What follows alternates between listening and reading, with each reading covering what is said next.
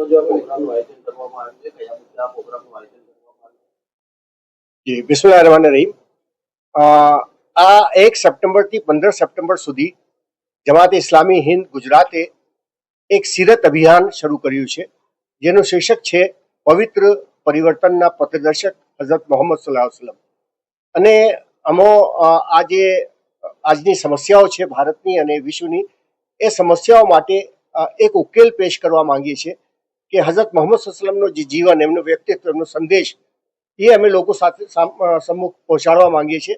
કેમ કે આ જ સંદેશ અને આ જ વ્યક્તિત્વ હતું જેને આના કરતાં વધુ વિકટ અને વિષમ પરિસ્થિતિમાં સમાજનું નિર્માણ કર્યું, સમાજમાં એક સમૂળગું પરિવર્તન લઈને આવ્યા અને સમાજમાં જે ભૌતિકતા અને બીજા દૂષણો વ્યાપી ગયા હતા એની જગ્યાએ એક નૈતિકતાનું વાતાવરણ અને એક સમાજની ઉત્કૃષ્ટ દિશામાં લઈ જવાના પ્રયત્નો કર્યા હતા અને સફળ થયા હતા. બહુ ટૂંકા સમયમાં અમે આ પરિવર્તનો લાવ્યા હતા અને આ સમસ્યાઓનું નિરાકરણ લાવ્યા હતા.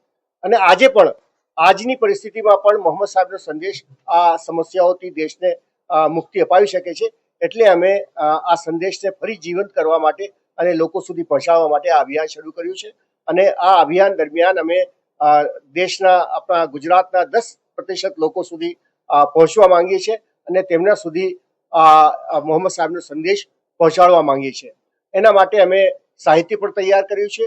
એના માટે અમે ડાયલોગ અને સંવાદનો એક એ પણ શરૂ કર્યો છે કે વિવિધ ધર્મોના વિદ્વાનો સાથે, સામાજિક આગેવાનો સાથે, બીજા બધા લોકો સાથે એક સંવાદ સ્થાપીએ અને એ સંવાદથી મોહમ્મદ સાહેબનો સંદેશ બીજા સુધી પહોંચાડી શકીએ.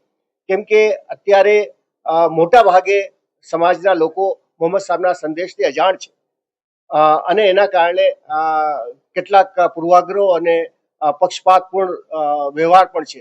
એટલે અમે ઈચ્છીએ છીએ કે મોહમ્મદ સાહેબને બધા જાણે અને એમની શિક્ષાઓને જાણે અને અમને પૂરો યકીન છે એ વાત ઉપર કે મોહમ્મદ સાહેબ વિશે જાણશે તો લોકો એમના પ્રેમમાં પડી જશે અને એના માટે જ આ અભિયાન અમે લઈને આવ્યા છીએ. એ તો હિન્દુ સમાજના જે ભાઈઓ છે એમની સાથે હતા, પણ અત્યારે ક્યાંય ને ક્યાંય મુસ્લિમ સમાજના જે છોકરાઓ છે જે શાળામાં આવી રીતના હત્યારો કરી લઈ જાય છે, નાની નાની બાબતોમાં મર્ડર પણ મુસ્લિમ સમાજની અંદર થતું આવે છે ને એમ્બ્યુલન્સને લઈ. તો સૌથી પહેલા આપણા મુસ્લિમ સમાજથી કેવી રીતના શરૂઆત કરવામાં આવશે? આ બંને અમારા ઉદ્દેશમાં છે કે મુસ્લિમ સમાજને પણ મોહમ્મદ સાહેબના આ આદેશો ઉપર પૂરા ઉતરવા, પોતાના આચરણમાં મોહમ્મદ સાહેબના આદેશોને મૂકવા, એના માટે અમે એમને જાગૃત કરીએ, એમને બતાવીએ અને સાથે સાથે દેશ બાંધવોને પણ મોહમ્મદ સાહેબના સંદેશને અવગત કરાવીએ. આ બંને અમારા ઉદ્દેશમાં સામેલ છે અને એના માટે અમે જેવી રીતે વાત આવી કે જુમ્માના ખુતબાઓમાં અને નાના નાના નુક્કડ સભાઓમાં એમાં મોહમ્મદ સાહેબના સંદેશને લોકો સુધી પહોંચાડવા અને મુસ્લિમોને તૈયાર કરવા કે એના માટે પોતાના જીવનમાં મૂકે, એના માટેના પ્રયત્નો કરે. અને એના માટે જ અમે થોડી બુકલેટો પણ તૈયાર કરી છે કે જેમાં આ સંદેશ સારી રીતે છે અને ઉલમાઓનો અમે એમને સાથે લીધા છે કે ઉલમા પોતાના પ્રવચનો દ્વારા, વાઝ દ્વારા મુસલમાનોમાં આ જાગૃતિ પેદા કરે. અને સાથે સાથે અમે દરેક સ્તરે ધાર્મિક વિદ્વાનોથી મળવાનો, દરેક ગુજરાતના જ્યાં જ્યાં અમારી યુનિટો છે ત્યાં બધા પોતપોતાની જગ્યાએ પોતાના ધાર્મિક વર્તુળમાં જઈને ત્યાં એમની સાથે મળી, ગુરુદ્વારાઓમાં જઈ પણ રહ્યા છે, ત્યાં મંદિરોમાં જઈ રહ્યા છે અને ત્યાંના સંતોને એમની સાથે બેસીને આ મોહમ્મદ સાહેબના સંદેશની આપલે કરી રહ્યા છે. જી, અમે આ આખી મુહિમ જે ચલાવી રહ્યા છે એ પ્રેમ અને સૌહાર્દના ભાગરૂપે ચલાવી રહ્યા છે અને સમાજમાં પ્રેમ અને સૌહાર્દ વધે એના માટે. એમાં કોઈ પણ એવા પ્રોગ્રામો કે એવા નહીં કરવામાં આવે જેમાં સાંપ્રદાયિક વૈમનસ્ય અને એ આગળ વધે અને એમાં કોઈક કાનૂની રીતે, લીગલ રીતે કોઈ પણ એનું એ થાય, નિયમોનું ઉલ્લંઘન, એવી કોઈ પ્રોગ્રામ એમાં નહીં આવે. આ પ્યોરલી પ્રેમ અને સૌહાર્દનું વાતાવરણ નિર્મિત કરવા માટેનો આ પ્રયાસ છે.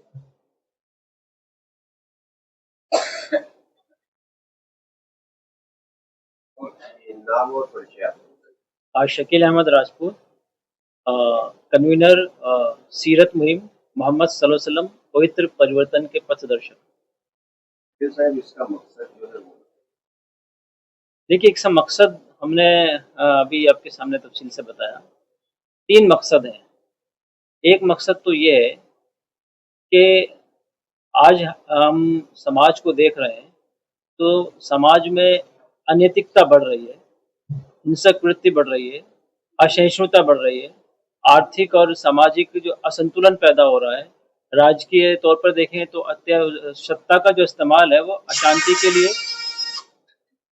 अशांति के लिए और अत्याचार के लिए हो रहा है, जुल्म के लिए हो रहा है। तो जो पूरी परिस्थिति है, परिस्थिति में हम देखते हैं व्यक्तिगत स्तर पर और सामूहिक स्तर पर कहीं भी इंसान को सुकून और चैन नहीं है। तो हमारा मकसद ये है कि मोहम्मद पैगंबर सल्लल्लाहु अलैहि वसल्लम की शिक्षाओं के ज़रिए से समाज के अंदर एक सकारात्मक परिवर्तन पैदा किया जाए। दूसरा मकसद ये है कि ये ख़ास मुसलमानों के साथ हमारे जो डायलॉग्स होंगे, वो इसलिए होंगे कि आप जब मोहम्मद सल्लल्लाहु अलैहि वसल्लम पर ईमान रखते हो, तो आपके जीवन को उसके मुताबिक बनाने की कोशिश कीजिए। ये आपके ईमान का तकाज़ा है कि आपके कहने में और आपके करने में, यानी आपके वाणी वर्तन में कोई भेदभाव नहीं होना चाहिए, उसमें समानता नज़र आनी चाहिए। तीसरा उद्देश्य हमारा इस मुहिम का ये है कि जो देश बांधव हैं, जो वतनी भाई हैं, उनके ज़हनों में आप सल्लल्लाहु अलैहि वसल्लम के बारे में किसी भी वजह से जो गलतफ़हमी पाई जाती है, गैर-समझ पाई जाती है, वो दूर हो और आप सल्लल्लाहु अलैहि वसल्लम का जो सही संदेश है, उससे वो वाक़िफ़ हो। चौथा हम ये चाहते हैं इस मुहिम के ज़रिए से कि समाज के अंदर नैतिक सिंचन हो।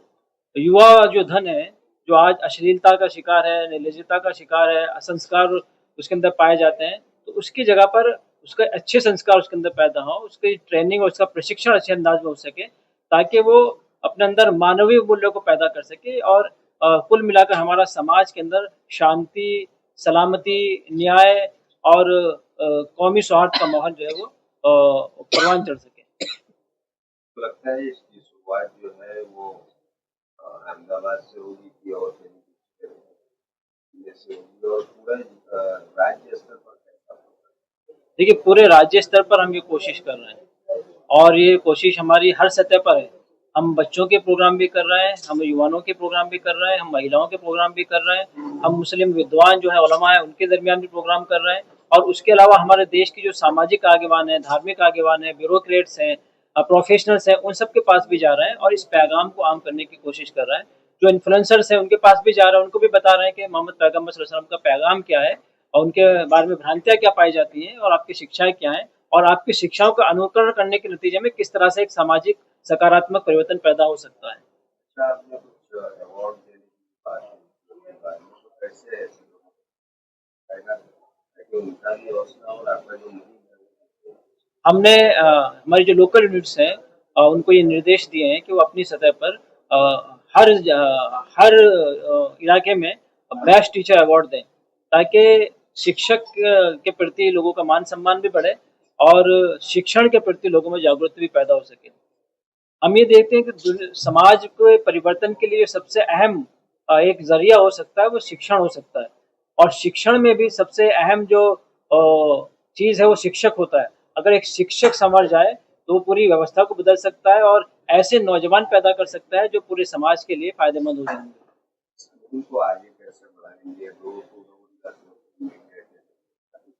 हमने इसके लिए कई स्तर पर प्लानिंग की है। एक स्तर तो हमारा लिटरेचर का है कि हमने फ़ोल्डर और पुस्तिकाएँ छपवाई हैं और हम बड़े पैमाने पर उसको जो है वितरण कर रहे हैं, उसको तक़सीम करने का प्लान कर रहे हैं।